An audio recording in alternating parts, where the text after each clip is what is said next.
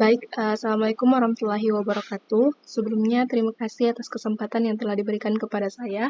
Perkenalkan, saya Mar'atu Salihah dengan NIM 200209500018 dari kelas PTIKC Angkatan 2020. Nah, di sini saya akan mempresentasikan salah satu tugas besar dari mata kuliah Analisis Desain Sistem Informasi, yang dimana di sini menentukan sebuah aplikasi yang sudah jadi atau yang sudah pernah dibuat sebelumnya pada mata kuliah lain. Jadi aplikasi yang saya ambil di sini adalah aplikasi Wisata Maminasata, yang pernah saya buat sebelumnya pada mata kuliah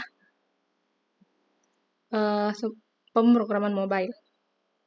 Adapun yang pertama tahap perancangan, di sini pada tahap perancangan tampilan antarmuka, pada halaman beranda ini, halaman pertama yang muncul setelah pengguna membuka aplikasi, yang dimana berisi gambar atau slide menarik yang menampilkan destinasi wisata populer atau penawaran khusus terkait dengan aplikasi Wisata Maminasata.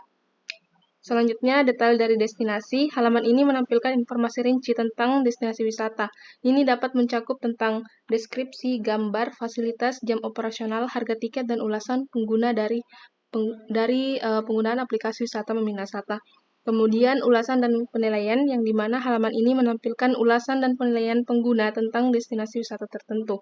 Pengguna ini dapat membaca ulasan lain atau menulis pesan mereka sendiri dan memberikan peringkat terkait dengan wisata tersebut. Kemudian menu navigasi, yang dimana menu yang berisi tentang daftar fitur dan halaman yang tersedia di dalam aplikasi wisata. Biasanya terletak ini pada bagian bawah atau bagian atas atau bawah antarmuka. Yang di sini saya letakkan pada bagian bawah antarmuka. Kemudian yang kedua adalah data flow diagram atau DFD dari aplikasi Wisata Maminasata. Berikut merupakan tampilan DFD dari aplikasi Wisata Maminasata. Kemudian user interface, yang ketiga, berikut merupakan tampilan dari user interface dari aplikasi Wisata Maminasata. Yang dimana yang pertama ada fitur login, yang dimana untuk menampilkan username password sebelum menggunakan aplikasi Wisata Maminasata. Form login ini digunakan untuk mengotentikasi pengguna agar dapat mengakses fitur-fitur yang ada pada aplikasi Maminasata.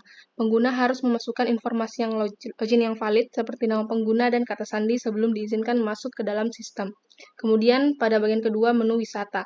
Pada bagian menu wisata ini menampilkan berbagai menu dari wisata objek wisata, misalnya wisata alam, wisata edukasi, wisata kuliner, wisata religi, dan yang ada di Sulawesi Selatan. Dapat dilihat pada gambar ini. Kemudian yang ketiga, about. Pada fitur ini bersih tentang informasi aplikasi, menu yang menyediakan tentang dasar tentang aplikasi Maminasata, dan sedikit deskripsi singkat tentang apa aplikasi dan apa yang digunakan aplikasi tersebut dilakukan. Kemudian hal ini memberikan pemahaman awal terhadap pengguna tentang apa yang diharapkan dari aplikasi tersebut. Dan yang terakhir, tombol exit, yang dimana pada aplikasi ini berguna untuk mengakhiri atau keluar dari aplikasi tersebut secara keseluruhan.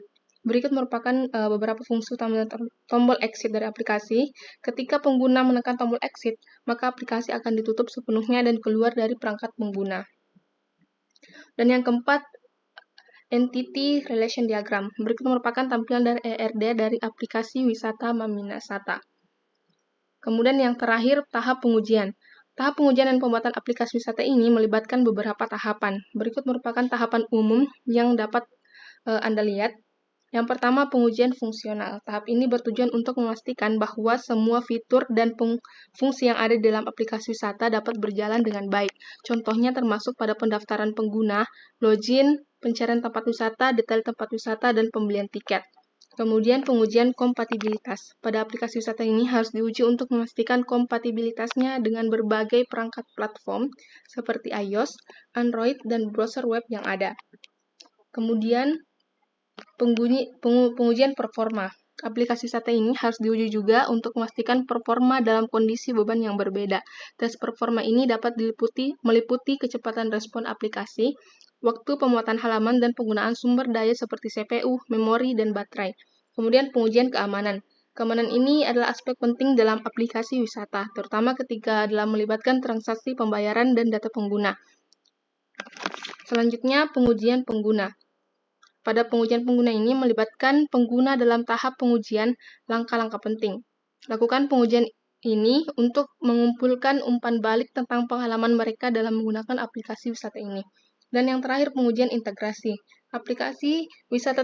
Apabila aplikasi wisata terintegrasi dengan sistem atau layanan lain seperti pembayaran online atau peta, maka dilakukan pengujian integrasi untuk memastikan keterhubungan yang baik antara aplikasi dan sistem eksternal yang terlibat. Mungkin itu saja yang dapat saya sampaikan terkait dengan tugas besar dari mata kuliah Analisis Desain Sistem Informasi. Sekian, Assalamualaikum warahmatullahi wabarakatuh.